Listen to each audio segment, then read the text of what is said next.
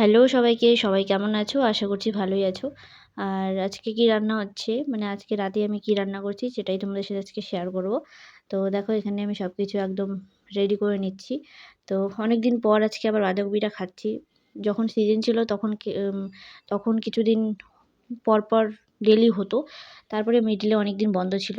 তো আবার আজকে রান্না হচ্ছে অনেকদিন পর, জানি না কেমন হবে খেতে। এটা ফাঁপা ছিল একটু, মানে ১ম এর মতো আর ছিল না। তো যাই হোক, কাটার সময় বুঝতে পারছিলাম। তো দেখো এখানে আমি বাঁধাকপিটা কাটছি। তো বাঁধাকপিটা কাটার সময় বারবার আমার একটু অসুবিধা হচ্ছিল, যেহেতু মানে কচি ছিল না আরকি, শক্ত, শক্ত হয়ে গেছিলো, সেইজন্য একটু অসুবিধা হচ্ছিল। তো যাক গে সবকিছু ম্যানেজ করে নিয়ে তারপরে আমি বাঁধাকপিটা একটু ঝুরঝুর করে কাটলাম। আর এদিকে আম বাঁধাকপির সাথে, সাথে পেঁয়াজ, লঙ্কা, আদা, টমেটো, তারপর আলু সব এগুলাও কাটা হয়ে গেছে। তারপর বাঁধাকপিটা আমি ধুয়ে নিয়ে আসলাম। ধুয়ে নিয়ে আসার পর বাকি জিনিসগুলাও ধুয়ে কেটে নিলাম। মানে ছুলে নিয়ে কেটে নিয়ে কাটলাম। তারপর ধুয়ে-টুয়ে সব রেডি করে নিয়েছি। এখন আমি কড়াইটা বসিয়ে কড়াইটা গরম করে নিলাম। তেলও ছিল। মানে আর কড়াইটা এরকম হচ্ছে তার কারণ বেগুন ভাজা হয়েছিল। একপাশে হিটটা বেশি হয়ে যাওয়ার কারণে কড়াইটা আমার একটু পুড়ে গেছে। তো ম্যানেজ করে নাও একটু।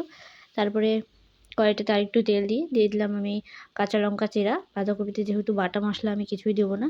তো সেজন্য কাঁচা লঙ্কা মাঝখান থেকে চিড়ে দিচ্ছি। দিয়ে একটু সামান্য পেঁয়াজ কুচি দিলাম। অনেকে নিরামিষও খায়, আমিও খাই। নিরামিষও ভালো লাগে। কিন্তু পেঁয়াজটা যেহেতু এখন বাঁধাকপিটার স্বাদ একটু কমে গেছে, তো সেই কারণে পেঁয়াজটা দিলে একটু হয়তোবা ভালো লাগবে। আর তারপরে দেখো পেঁয়াজ কুচি দিয়ে দিলাম, দিয়ে তারপরে টমেটো দিয়ে দিলাম। টমেটোটা একটু নরম করার জন্য একটু লবণও দিয়েছিলাম। তারপরে ওটা হালকা একটু ভাজা, ভাজা হয়ে আসলে দিয়ে দিলাম আলুটা। আলুটা একটু হালকা ভেজে নেব। তারপরে আলুর উপরে দিয়ে দিলাম লবণ, হলুদ।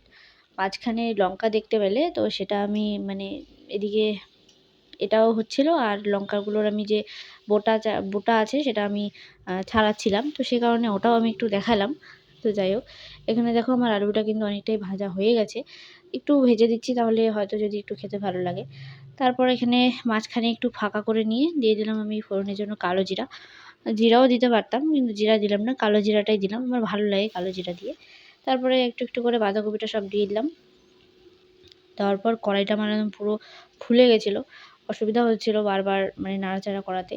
ওইভাবে আস্তে, আস্তে করে হালকা করে নিচ থেকে নরম হচ্ছিলো। আমি আস্তে, আস্তে করে ওলটপালট করছিলাম।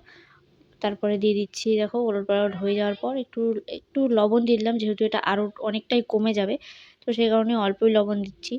তারপরে দিয়ে দিলাম হলুদ, দিয়ে আবার ভালো করে এটাকে মানে ওলটপালট করে নাড়াচাড়া করে দিলাম। ভালো করে ওলটপালট করে নাড়াচাড়া করে দিয়ে এটা আমি কিছুক্ষণের জন্য ঢেকে রাখবো। এর থেকে যে জলটা ছাড়বে, ওই জলের মধ্যে অনেকটা এটা সেদ্ধ, সেদ্ধ হয়ে যাবে। আর এক্সট্রা করে জল দেওয়ার দরকার পড়বে না। এমনিও জল দেওয়ার দরকার পড়ে না, বাঁধাকপি থেকে এমনিই জল বেরোয়। তো এখানে আমি ঢাকাও দিয়ে দিলাম। এবার এটা জলটা শুকিয়ে আসলে তারপর আবার রান্না হবে, মানে কষানো হবে। তো এদিকে দেখো কথা বলতে, বলতে জলটাও শুকিয়ে গেল, আর বাঁধাকপিটা অনেকটাই একটু হয়ে গেছে। দেখতে পাচ্ছ কতটুকু হয়ে গেছে, একদম মজে। তো যাই হোক, তারপর আমি এখানে দিয়ে দিচ্ছি আদা একটু গ্রেট করে দিলাম। যেহেতু এটা বাঁধাকপি, এখানে বাটা মশলা দেওয়ার দরকার পড়বে না। সে কারণে আমি দিয়েছিলাম, প্রথম দিতাম আদা জিরা বাটা। তো এখন আর দিব না। এখন আমি আদাটা গ্রেট করে দিচ্ছি। আদাটা গ্রেট করে দেওয়ার পর তারপরে একটু আদাটাকে ভালো করে মিশিয়ে নিচ্ছি, যাতে আদার ওই কাঁচা গন্ধটা চলে যায়। চলে যাওয়ার ওটা কষানো হয়ে যাওয়ার পর দিয়ে দিলাম আমি ভাজা জিরা উপর দিয়ে, মানে গুঁড়া, সেটা দিয়ে ভালোভাবে একটু মিশিয়ে নিলাম। মিশিয়ে নিয়ে আমার বাঁধাকপির তরকারি রেডি। কেমন লাগলো রেসিপিটা অবশ্যই কিন্তু কমেন্ট করে জানিও। ভালো লাগলে অবশ্যই কিন্তু একটা করে লাইক করে, ভিডিওটাতে একটা কমেন্ট করে চ্যানেলটাকে সাবস্ক্রাইব করে দিও। তো আজকের রান্না এখানেই আমার শেষ। তো দেখা হচ্ছে পরের আরেকটা রান্নার ভিডিওতে। বাই।